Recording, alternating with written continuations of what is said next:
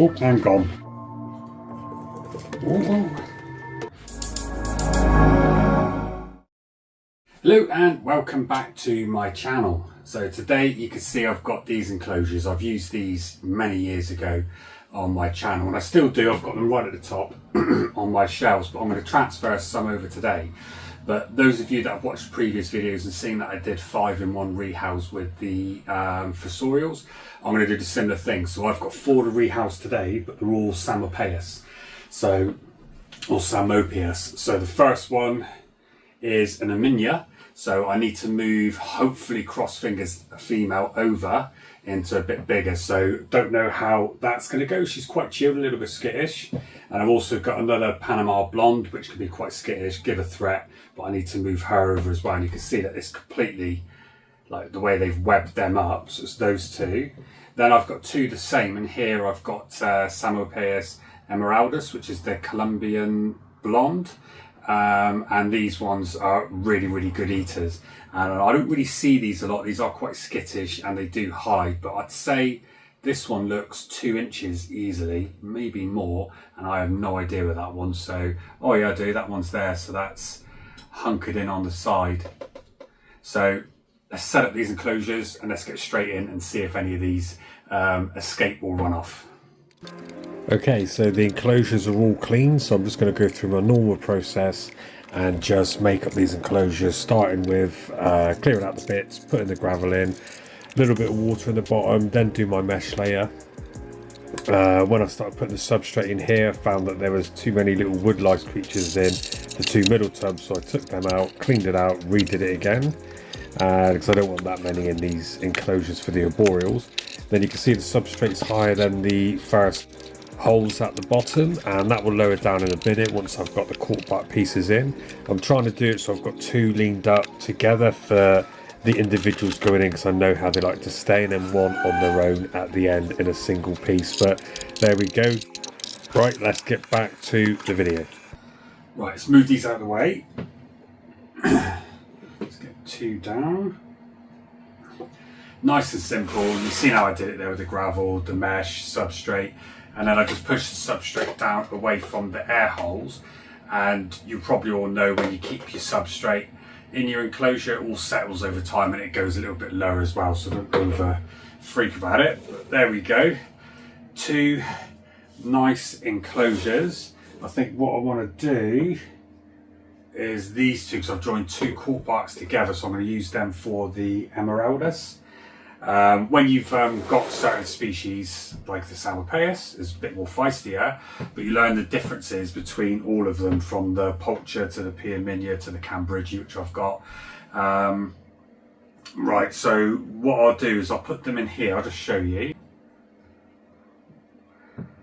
So that is all I've done in there. Put a good bit of cork bark in, 2 pieces, just so it goes down and they will web up both sides and create a door, and that is what they will like to do. So let's move these aside. Technically I've got a Cambridgei that needs to be rehoused. Whether I do that in a minute in the same enclosure, you could see it there.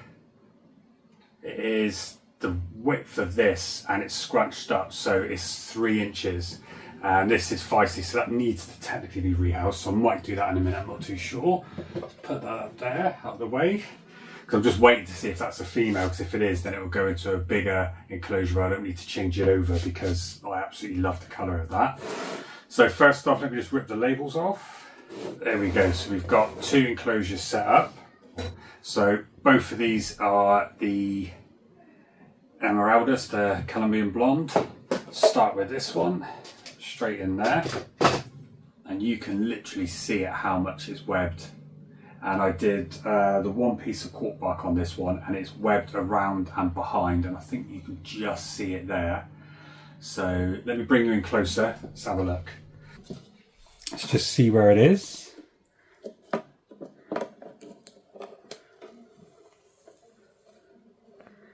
And it's stayed in there, brilliant. But you can also see it from this one. Really well camouflaged. Lovely pink toes and a nice chubby abdomen, which is absolutely brilliant. think these can be skittish. Let's see how it fares to touch of the stick.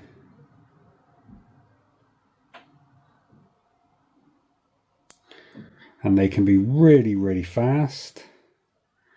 I think she's going to come up that way. Come on.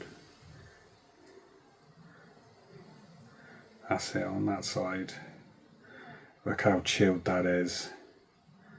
Oh, I love that with the black coming through and the almost green carapace. Come on, sweetie. No idea if this is a male or female, but I've got two, so we'll have a look to see if there's any slight differences. But look how chilled that is. And that's, I'd say, 3 inches. Come on, sweetie. There we go, look, curve over, look at that. There we go, and she'll hide down. So that's one down. This one will probably come out with it. It's all on. Let me just clean that off.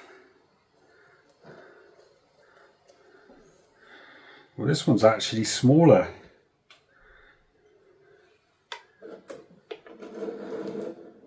If you can see that there, it's a lot smaller.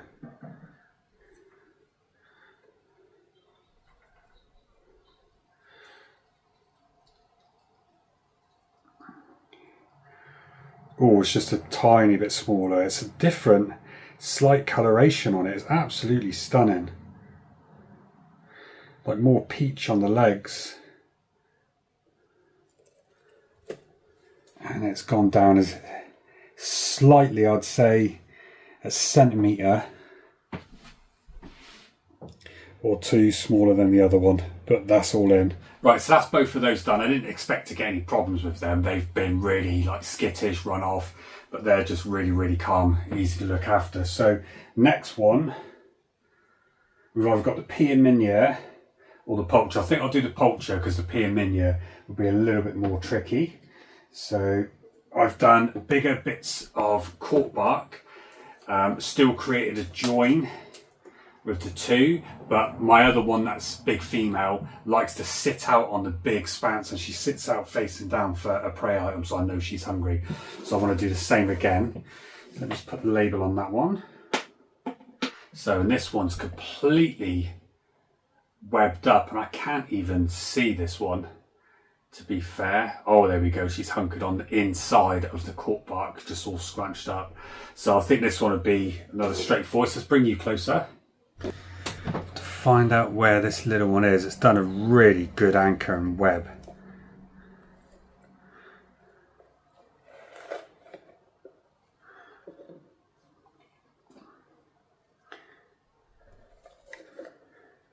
These can give a threat display as well, but look at the coloration of that, and these jump also.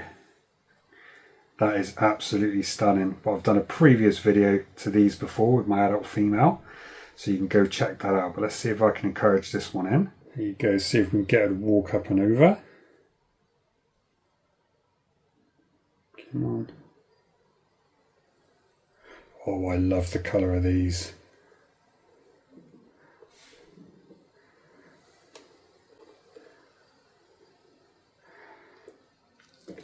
Oh, and gone. And as I said, these can jump as well. See if I can just get it to come on down and in.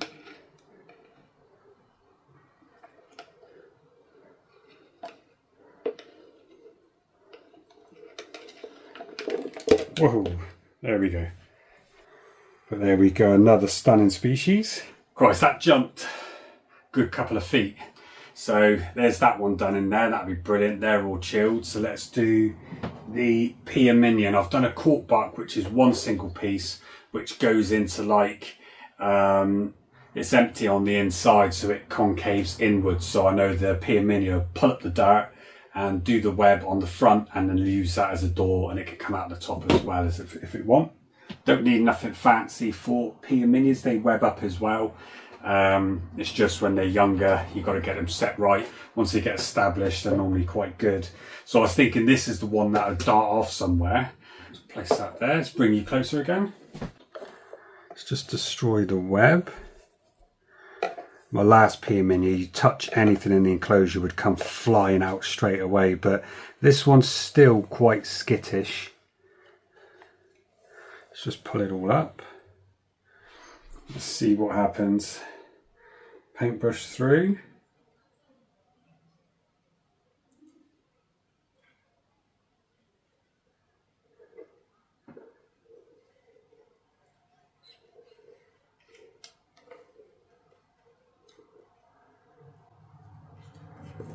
Ooh, look at that, stunning. I knew this one would escape a little bit. See if I can get it just to go back in. Nice and well fed. This one definitely doesn't need to be fed again. See if I can get it to go the right way. Ooh. Come on. There we go. And up and over.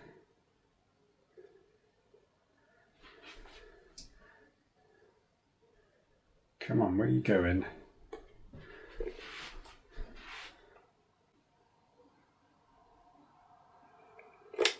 That's it.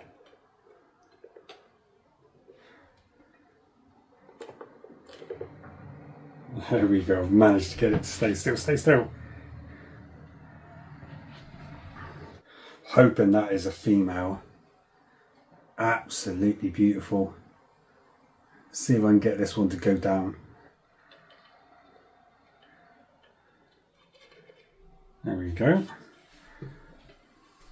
So there we go. So I've got the two Colombian blondes. Then I've got the Irminia, which gave us a little run around. And then we got the Pulcher, which was a bit more tricky. That jumped off and ran around everywhere.